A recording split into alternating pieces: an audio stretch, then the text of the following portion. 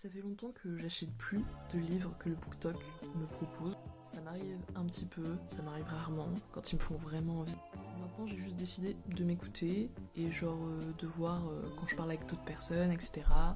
Voir ce qu'on me propose sur le BookTube, comment les gens me vendent les bouquins qu'ils ont.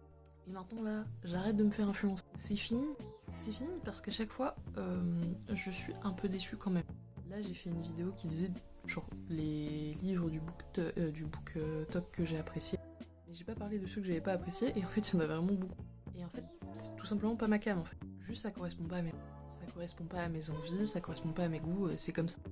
Et y a rien de grave, ça en fait plus pour vous. Du coup, là j'ai un petit peu envie de vous partager une autrice que je crois ne pas avoir vue une seule fois sur le BookTok.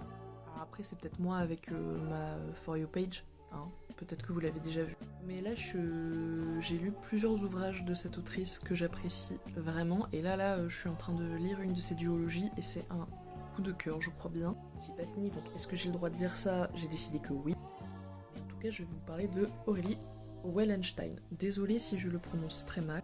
C'est cette dame-là qui a fait Le Roi des Faux, Mère Mort. Et là, je suis en train de lire donc sa duologie, L'épée, la famine et la paix. Madame, vous avez pété un plomb en termes de dark fantasy et j'adore ce qui se passe. Déjà, on est vraiment sur, je trouve, des idées qui sont absolument géniales. On est pour moi sur de la vraie fantasy qui explore des sujets qui n'ont pas vraiment été déjà explorés. Enfin, je veux dire, Mère Morte, on est littéralement sur notre... Alors, je ne sais pas si c'est vraiment notre monde, mais en tout cas, on est sur un monde où vraiment, genre, bah, écologiquement c'est grave la merde, il n'y a plus rien, enfin il n'y a plus d'océan, etc. Mais il existe ce qu'on appelle des vagues, et en fait ce sont des espèces de vagues fantomatiques qui viennent hanter les bastions qui restent, et avec toutes les âmes des animaux marins qui ont souffert de ça, etc. pour aller tabasser de l'humain. C'est un résumé nul à chier là que je suis en train de faire, c'est juste pour donner une idée un petit peu sur le roi des fauves. La fin, alors je peux rien dire, mais on est sur ce que j'attends d'une dark fantasy. Je sais pas si on peut vraiment dire que le roi des fauves fait partie de la dark fantasy ou si on est entre deux. Moi je pense qu'on glisse doucement, genre c'est un premier step vers la dark fantasy. Je trouve ça pas trop mal comme début par exemple. Voilà. On peut pas parler de romance par contre. On est vraiment sur des trucs assez chill quoi, genre on est sur des êtres humains qui s'aiment et on passe assez vaguement dessus. Personnellement, ça me correspond vraiment très bien. Là, pour l'épée, la famine et la peste, déjà on est sur une duologie, donc c'est cool. D'habitude, j'ai l'impression qu'elle fait quasiment que des one-shots.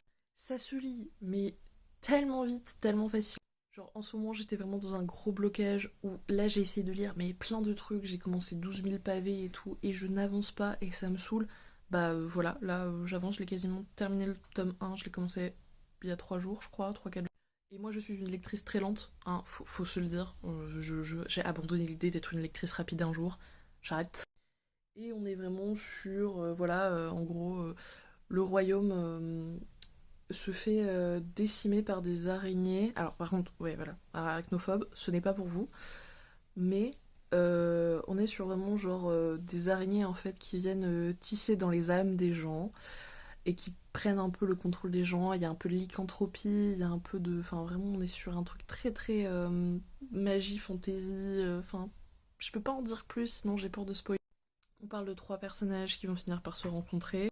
C'est pas forcément des personnes qui ont fait des bonnes choses, mais en tout cas je vous le conseille très fort. Voilà.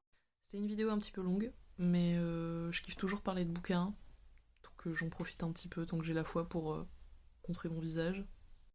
J'aimerais continuer à faire des animations qui parlent de bouquins, c'est un peu plus ma came, même si c'est plus long à faire, même si je suis un peu plus restreinte dans ce que j'ai à dire. Voilà, je kiffe. Si vous avez aimé aussi là, cette vidéo, je pourrais aussi en faire plein d'autres. J'espère donner goût à plein de lecteurs et lectrices d'aller voir d'autres choses aussi.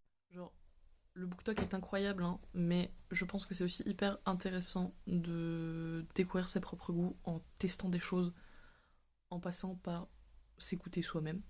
C'est ultra banal hein, ce que je dis, hein, vraiment. Bref, merci de m'avoir écouté et à une prochaine fois si ça vous dit.